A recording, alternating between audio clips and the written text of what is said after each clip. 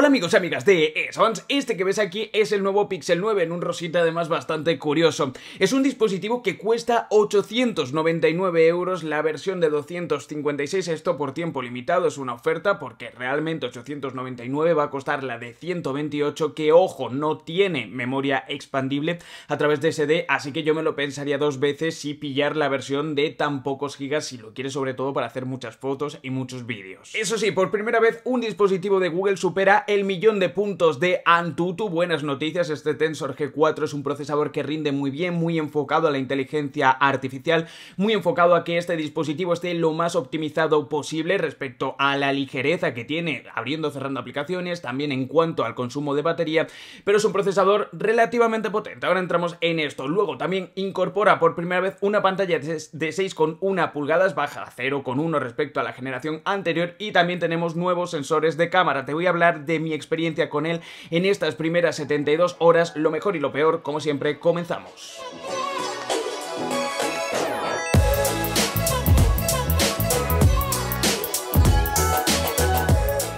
Poco a poco iré trayendo por aquí todo lo nuevo que presentó Google la semana pasada, tanto el Pixel 9, el 9 Pro, el 9 Pro XL, el nuevo reloj, el Watch 3 XL, que es el que por primera vez tiene más tamaño, y también los buds, ¿no?, que tengo bastante curiosidad por ellos. Vamos a adentrarnos aquí en este Pixel 9, el más pequeño de toda la familia, pero que incorpora al final el mismo sensor principal de cámara y también el mismo procesador, que al final es otra de las cosas más importantes, que tiene tanto el Pro como el XL, y es el único que baja de los 1.000 euros. Respecto a la generación anterior, los cambios son evidentes. En la parte trasera, este módulo de cámara, que a mí personalmente me parece bastante bonito, deja de tener el reborde hasta los marcos, se corta aquí, pero tiene esta redondez. En el caso del Pro y del XL tendría aquí un teleobjetivo que este no tiene. Este tiene una cámara principal, que como os decía es el mismo sensor de esos otros dos hermanos mayores, y también un gran angular. Aquí el flash y ya está, tampoco tiene termómetro, tampoco tiene nada de esto. Eso sí, una sorpresa que os tengo que decir que no me ha gustado mucho es el hecho de que la trasera está lacada, tiene ese acabado,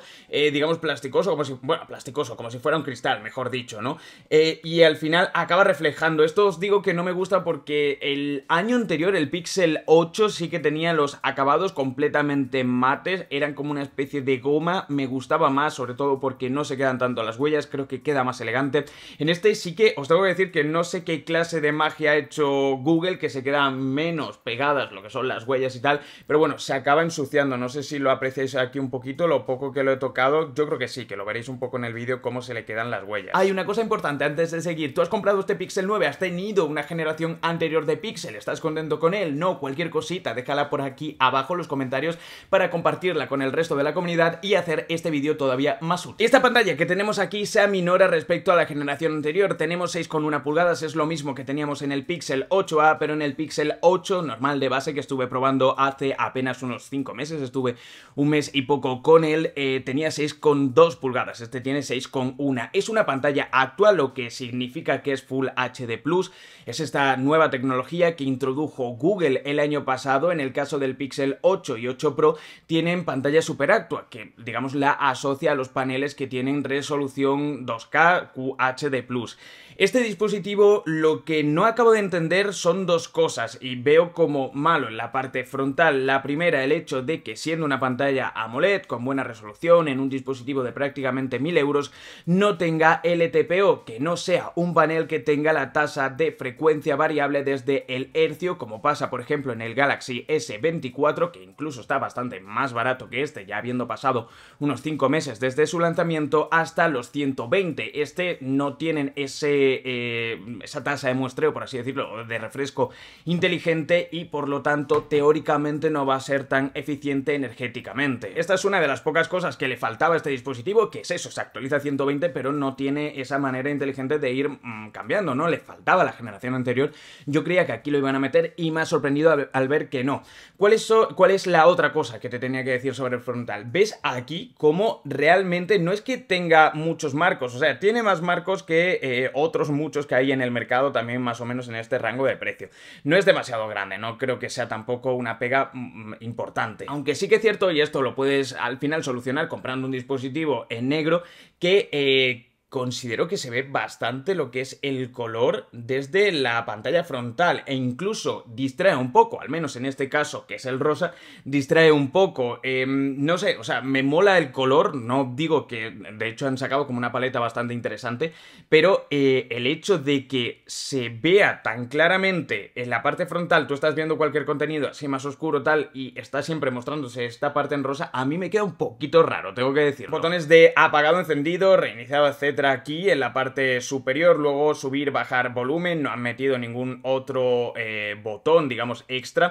Sí que es cierto que así aprovecho y veis también lo que es el grosor que tiene esta cámara, no es demasiado y mucho menos dentro de los módulos que nos encontramos a día de hoy de cámaras, no creo que el grosor sea demasiado ni mucho menos. Por aquí nos encontramos con un micro, nada de infrarrojo y por aquí nos encontramos con un altavoz, con el puerto USB tipo C y aquí la bandeja para la SIM, Dual SIM. En este caso tenemos, por supuesto, 5G, tenemos NFC, de hecho, al hacer el inicio nos pregunta por nuestra tarjeta y tal, para configurar Google Wallet, para hacer pagos, todo esto lo tenemos. Y además también tenemos ese UWB, que es ese nuevo módulo de bajo consumo que va a permitir, gracias a la actualización de Android 15, este sale al mercado con Android 14, porque hasta octubre no estará listo Android 15, que esta es una de las novedades de haber hecho esta presentación a mediados de agosto. Por primera vez un Google Pixel no da el pistoletazo de salida a Android, pero a través de Android 15 vamos a poder tener esa nueva función gracias a los módulos que van a empezar a traer, no solo este ha sido el primero, pero otros muchos dispositivos. Vamos a poder localizar nuestro dispositivo sin necesidad de que esté encendido. Esto es un plus de seguridad bastante interesante. Si se te pierde y se le acaba la batería o incluso si estás sin red en ese momento, te lo roban y lo apagan, ese módulo va a hacer, digamos, un rastreo de todos los Android que tenga alrededor y de esa manera va a poder hacer un posicionamiento sin necesidad de usar el GPS, ¿vale? Esto también lo puedes desactivar y tal. Han puesto mucho hincapié en el tema de la seguridad. Bueno, es interesante, ¿no? Este punto que también tenga este dispositivo. Y sí, hablemos del procesador del nuevo Tensor G4, la nueva joya de la corona de Google, 1.054.680 puntos de rendimiento bruto en Antutu. No es muchísimo, no se acerca al casi los 2 millones que tiene el Qualcomm Snapdragon 8 generación tercera, ni a lo más top de MediaTek, ni siquiera a lo más top de Exynos, pero ya sabemos que Google no tiene planteado al final este dispositivo para que sea un dispositivo gaming, quiere un móvil muy optimizado, por eso hace sus propios procesadores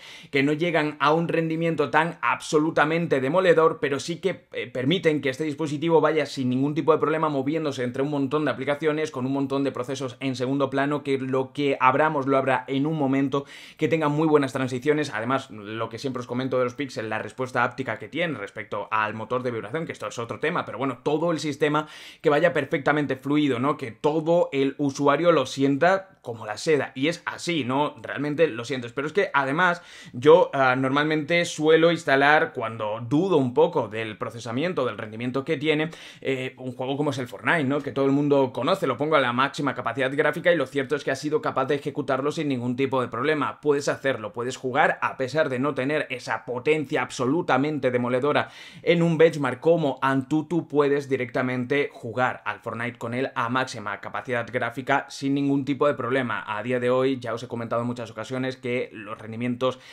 que tenemos en los top de MediaTek o en los top de Qualcomm son en cierta manera innecesarios. Sí que es cierto que este dispositivo va a tener por parte de Google soporte y actualizaciones de sistema garantizadas hasta 7 años, es decir, en teoría vamos a poder irnos con él hasta Android 22 de manera oficial. Es una burrada, veremos ahí, que será interesante quizás ver cómo es el seguimiento o la manera de envejecer de estos dispositivos, cómo a nivel de juegos y a nivel de rendimiento más extremo, de aplicaciones externas, dejando a un lado, digamos, lo fluido que vaya o no en el sistema operativo, acaba rindiendo. Eso sí, una cosita y ya acabo con el tema del rendimiento. Yo normalmente utilizo este 3D Mark que me da como la estabilidad que tiene durante 20 minutos sometiéndole a un proceso gráfico bastante fuerte.